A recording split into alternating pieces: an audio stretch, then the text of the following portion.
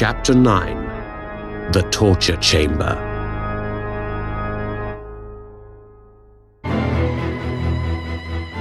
The Persian was right.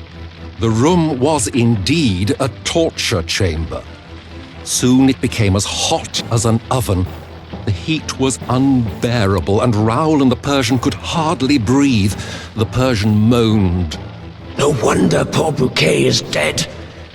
Rather than roast like a lamb on the spit, he hanged himself from that rack in desperation. They had to find a way out, but the trapdoor above had shut behind them. Their throats were on fire, and Raoul was crying out, "Water! Water! We'll die of thirst!" The two men were fainting from the heat, so intense now that it felt as if they were being burnt alive. They collapsed on the floor, overcome by it.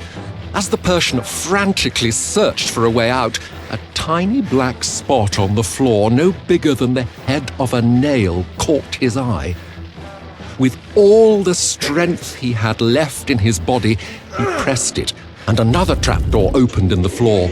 Cool air rushed in from the blackness below. They jumped through the trapdoor, neither thinking nor caring about what they were falling into.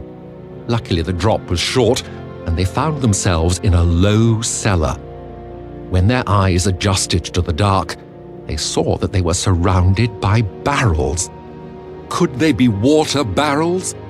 Their throats were parched, and they longed for cool water. Sang a voice. It was not their imagination. It was Eric. He was everywhere.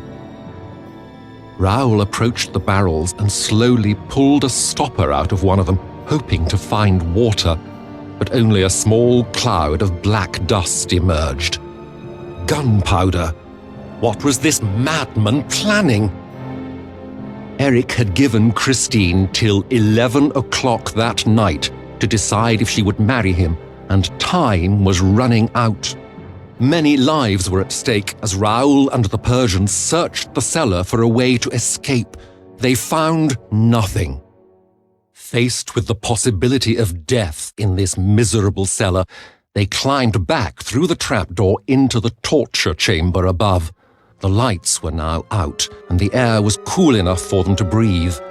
They heard Eric's voice coming from the next room. You have 5 minutes to decide if you will be my wife, Christine. Take this key and open that box on the table. My little box of life and death. Inside it you will find 2 handles attached to a little invention of mine. One handle is shaped like a scorpion, and the other like a grasshopper. If you turn scorpion, I'll know that your answer is yes. If you turn the grasshopper. His evil laugh rang around the room. The fate of everyone here and in the opera above is in your lovely hands. Of course, Exclaimed the Persian. the gunpowder! Everything became clear now. Eric was planning to set off an explosion that would bring down the opera house. Everyone and everything would be reduced to ashes if Christine did not marry him. You have 2 minutes left to decide, Christine. Remember, a wedding or a funeral. Christine was terrified. Eric, please. I don't want to hurt anyone. Her tears and the pain in her voice suddenly sent a wave of self-pity through Eric. He knew that Christine did not love him. He knew he was alone. And now, with the pain of his wound, he was too weak to go on. If you loved me, Christine, you would not be afraid. You would not hesitate. You can't bear to stay with me. And I can't go on without you. Make your choice. It doesn't matter anymore. Raoul and the Persian could hear each other's hearts pounding as they waited for Christine to move. Had Eric given up? Would he set them free? If there was an explosion, at least he would die and there would be an end to his madness. He would never hurt anyone again. The passing seconds felt like hours. Waiting, absolutely still, waiting to be buried alive or to be freed. Suddenly their hearts jumped into their throats as they heard a terrible crack beneath their feet. But there was no explosion, only the sound of running water. They were saved. But no, the water rose quickly, soon reaching the waists of the terrified prisoners.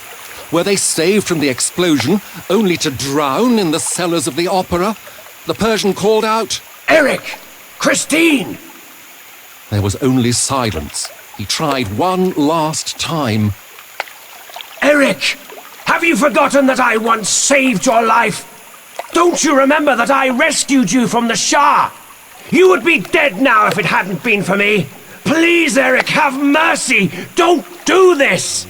There was no reply, and the water continued to rise. The only way out was the trapdoor, and they could not reach it. They were drowning, saved from one death only to be faced with another. As the water covered them and they began to lose consciousness, Raoul and the Persian heard a mad, distant voice singing. The Persian's last thought was that death would now be welcome. Then, darkness.